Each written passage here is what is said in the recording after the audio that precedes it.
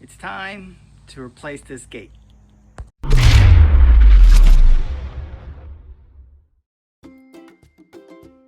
I built this gate a long time ago and I thought I was doing a good job because I made it look kind of neat, but it's really not very structurally sound, so I need to now take it apart and do it all over again.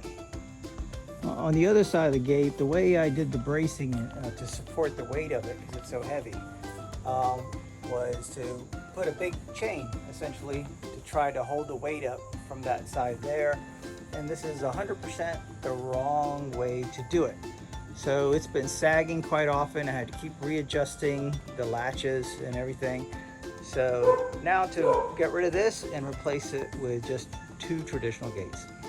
So the top and the bottom railing are now up. So this is going to be the top railing and this one's going to be the bottom railing for the gate.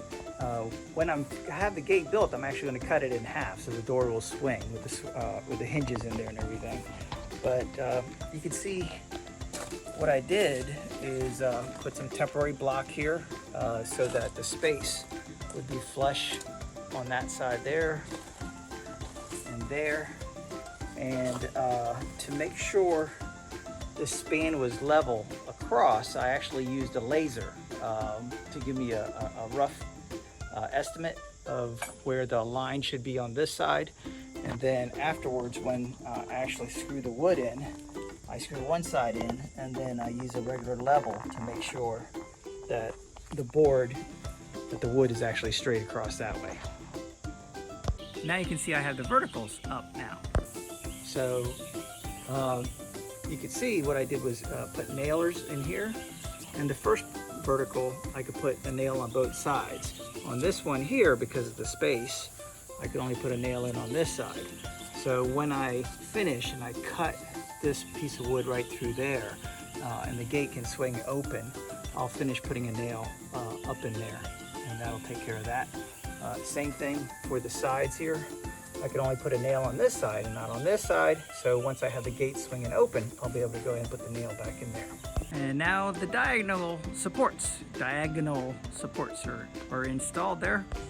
For a gate, we always have to have a diagonal support because what's going to happen is if you don't, you're eventually going to get gate sag. And that's the problem that I had in my other gate. So what you need to do is have it from the far exterior part. You're going to take that weight that's hanging off of the top there and transfer it down to the bottom, right at the base. And that's where the hinges are going to be. So that will absorb all the weight of the pickets that are installed on there and allow it to, it might shrink and move a little bit, but it's not going to sag that way. Okay, so it's a little hard to see here, but I've got the hinges installed now. I've reused some hinges from old gates and repurposed them. This is a pretty heavy duty one that I got from one of our original gates. And then down here, I realized that I had this hinge that actually has a spring in it. So it'll have a little bit of an assist when you close it. So when you open it up, it'll spring back a little bit. We'll see how good the spring actually works when I do it. Next, I'm not going to quite cut the gate open yet. I'm going to be putting in the pickets on the other side so that I'll have it straight across the top. Now we're on the other side of the gate and you can see the pickets are now installed. So this is the finished side, or the outside, and you can see how nice and level all the pickets are up top there. And with the hinges installed on the other side, I'm now ready to figure out where the middle is, which I think is right about here, and I'll cut that 2x4 to open the gate.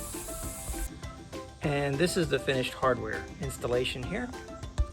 You can see I had to cut a little notch in this picket right here because it's so tight, so I could fit the hardware in and also mount a 2x4 so that it had a good place to screw in to be nice and solid. And when it opens up, there you go, mount it across like that. Now you saw it's going to be a little tight because when I close this, you can see how tight this cut is right here where the 2x4s were originally one piece. It's pretty much the same way at the top and at the bottom. And I'm gonna just leave it that way because within a month, the sun's gonna be hitting this, it's gonna dry up, and we'll get a little bit more of a gap there. I could trim this piece a little bit more, and I still might do that, but right now we don't use this gate super a lot, so I'm just gonna leave it the way it is. Then you can see how it latches on this side. And then if you want to, you can put a lock in on this side to secure it, or on the other side to secure it. Security is not that big of a deal because it's just screws, and plus anybody could just climb over the gate if they wanted to anyway. One other thing I got to do, this is what's holding the one side in place here. Just hangs like there. And generally, I had these blocks across the thing here to make a sill to hold all the gravel in and differentiate between the backyard and the gateway. What I'm going to end up doing next is pulling this out, and this is all going to be framed up, and I'm going to make a sill of concrete across it. This 6-inch post has a concrete base in it, as well as the other side, and so they're all going to attach together, and it's going to be one about 7.5 foot long sill of concrete, and this will go into a slot in the concrete. One other thing you can see if you look really closely is all these score marks right here. This is where nails were sticking out past the wood, and they're kind of jagged. So I don't want anything to catch on it, so I had to take a grinding wheel, a cutoff wheel, and actually go through and grind and cut all of the tips off of there. So we don't accidentally snag our hand on there, or even the dogs when they run up there and try to look out the gate, protect them too. So now I've got the area right underneath the gate dug out, and a form created so I could pour concrete. Originally, the way I had this set up before for the water to be able to drain across this area, I had 2 rows of bricks on top of a lot of gravel, and you could also see there's some weed block in there to prevent growth. This is going to be probably a good 6 inches deep. It's not going to be load bearing, so I'm not too worried about having the proper underlayment, which is 2 or 3 inches of gravel and rebar and anything else like that. The whole purpose of this is to just have a sill so that the one peg that is going to keep the gate closed will have something solid to secure into. So that's the form that I built, and now let's put some concrete in. So 7 bags of concrete, 350 pounds later. I've got the concrete put in here. I was actually short a little bit. Ideally, you want the concrete to come all the way up to the top of the form and let it flow a little bit, but I was like 1/16 of a bag short, and I wasn't going to go buy another bag of concrete just for that. I also don't have the right tools. You need some concrete shaping tools, and I just use this. But of course, like I said, this isn't a super critical thing.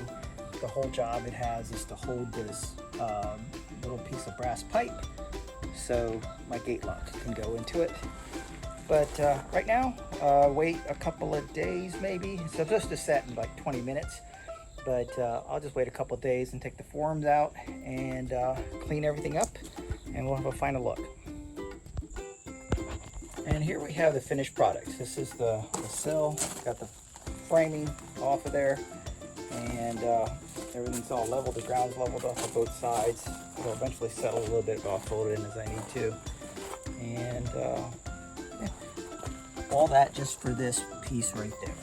350 pounds of concrete, and the gate will just close like this. That's our finished product there. So again, the concrete that I poured for the sill down there, it's not meant to bear any weight. So it's just gonna be there to be something solid. And it's just a straightforward gate. One other thing that if you're ever building a gate and you're trying to figure out which direction these diagonal posts have to go, you just have to look at it as a double gate, even though it's a single gate, and pretend if it was a double gate, you can see an arrow shape. It always goes towards the middle there. So that goes from there to there, and the other side goes from there to there. So that makes a nice arrow. That's my tip.